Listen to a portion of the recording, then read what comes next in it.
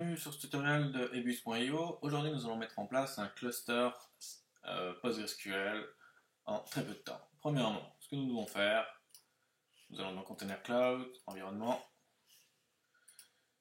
et nous allons créer notre environnement cluster Postgres. Nous allons utiliser le template large et nous enregistrons. Voilà, notre environnement est disponible. Nous nous rendons dans notre environnement et nous allons créer notre master. Alors, avant de créer le master, nous devons créer du stockage. Donc, nous allons dans stockage, nouveau stockage. Nous allons l'appeler Postgres master. Et nous allons choisir un stockage de 30 Go à adapter en fonction de vos besoins. Nous enregistrons. Voilà. Donc, attention de noter ici le nom du stockage, parce que nous en avons besoin. L'UID, pardon, du stockage. Donc celui-là, du stockage, utile. Donc voilà, comme ça c'est plus simple. Donc nous notons l'UID de notre stockage. Ensuite, nous allons dans Container Cloud, environnement. Nous nous rendons dans notre environnement. Et là, nous allons créer un déploiement. Celui-là, nous l'appellerons Postgres Master. Dans le namespace PostgreSQL. Et on colle le fichier de configuration. Alors, je vous explique. Donc ici, nous allons choisir Postgres Master. Nous utiliserons l'image Summersbean Postgres. Donc je vous invite à, si vous voulez plus d'informations sur les variables, de vous rendre sur l'image pour avoir plus d'informations. Nous y mettons du stockage. Donc attention, le Postgres Persistent Storage sera mappé ici, sur le volume. Et ici viendra l'UID que vous avez copié au préalable. Voilà. Et qui fait référence à votre stockage, tout simplement. Donc, nos variables d'environnement, nous allons par exemple mettre comme utilisateur myUser, à modifier selon vous, le password pareil, le nom de notre base de données, si nous en voulons une. On va mettre Odoo, tiens, comme ça c'est intéressant. Là, on va mettre Odoo.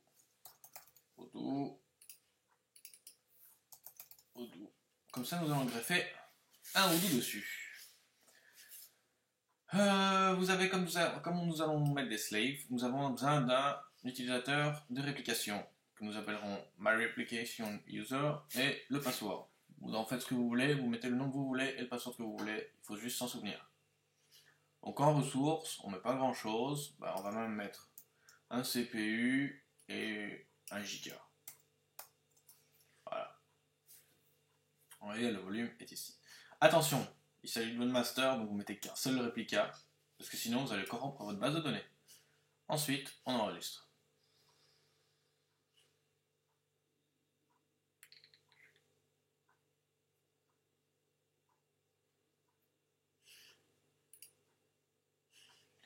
Alors, 2 petites minutes, je vérifie. J'ai dû faire une erreur dans mon JSON.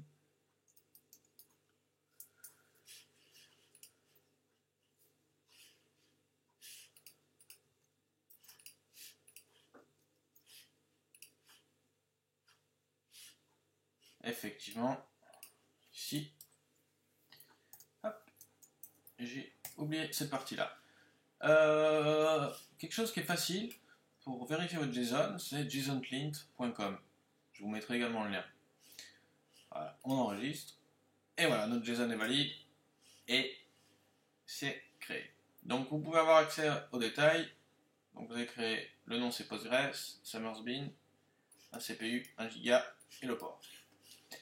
Maintenant que notre master est créé, nous allons créer les slaves. Par exemple ici, nous allons mettre 2 slaves. Alors, par contre, petite chose avant, pour que on puisse accéder au déploiement, il va falloir qu'on crée un load balancer. Donc on va dans Container Cloud, load balancer, choisissons celui-là, le déploiement que nous avons créé. Le CNAME, on n'en a pas besoin parce qu'on ne veut pas que ce soit accessible via Internet. Le nom, on va l'appeler Postgres Master. Il faut bien noter ce nom-là parce que vous en allez avoir besoin pour plus tard. Et le port, c'est le port standard de Postgres. Ah, petite erreur. Donc, le port, on va l'appeler Postgres Master Database, le temps que on le copie, 5432, et comme ça, c'est accessible au public. On enregistre. Voilà, le service est créé. Je ferai celui-là après. Maintenant, nous allons dans Container Cloud, Environnement, et nous allons créer nos réplicas. Ouais, parce que sinon, c'est pas intéressant. Donc, on va faire Postgres Slave. Hop. Et on va y coller nos réplicas. Alors, ici, Postgres. Donc, notre déploiement, ça va être Postgres Slave. Et nous appellerons le même container, le réplication mode. Attention, très important, parce que sinon vous allez écrire sur vos données et vous allez tout bousiller, vous n'aurez plus de base de données. Le replication host, c'est le service que nous avons créé. Donc, Postgres Master Data.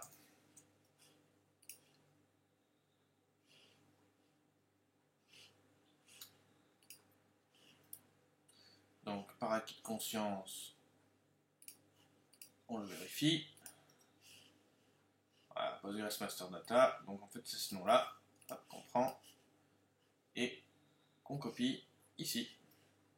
Le port, c'est le même. Le nom de la base de données, je crois qu'on l'avait changé. Donc, Container Cloud, Environnement. Et on peut toujours, voilà, effectivement, le nom de la base de données, c'est Odoo.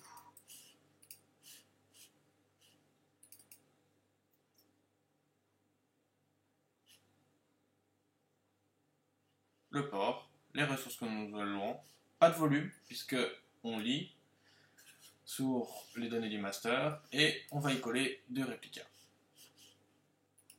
On enregistre. Voilà. Maintenant, notre cluster est opérationnel. On a deux réplicas de slave et un réplica de master. Notre tutoriel peut s'achever ici. Pour le fun, on va créer un container Odoo afin de voir qu'on sait y accéder. Donc on va l'appeler Odoo cluster et nous allons dans la section tutoriel que je vous montrerai après comment cela fonctionne et vous y retrouverez toutes les fichiers de configuration. Donc ici ce qu'on va faire, eh bien on va y coller, voilà, notre déploiement Odoo. Donc le pghost, c'est pas Postgres, c'est ici.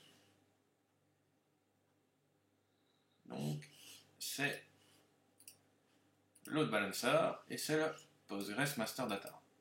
En fait, Ebus utilise la résolution DNS. Donc vous créez ça, vous copiez là, Odoo, on est bon, c'est ce qu'on avait mis au préalable ici. Donc on le voit, user, password, le nom.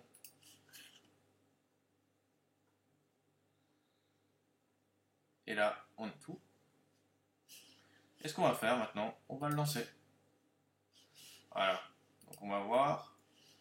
On a Odoo qui est disponible sur un cluster Postgres, donc qui est backé. Et maintenant, nous allons créer un load balancer pour accéder à Odoo. Ce coup-ci externe, donc déploiement Odoo. On va mettre Odoo Postgres cluster.apps.ebus.io. Attention de bien renseigner .apps.ebus.io. Ou bien vous mettez votre propre nom de domaine et vous devez faire un CNAME avec le nom que vous avez entré sur le load balancer de Ebus dont l'adresse est lb.ebus.io. Le nom, on va l'appeler Odoo. Le port 8069, port standard, et on va l'exposer au public.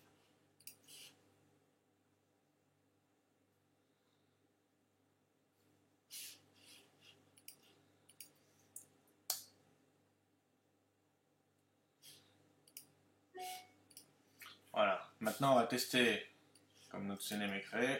On va voir si tout fonctionne bien. Magnifique.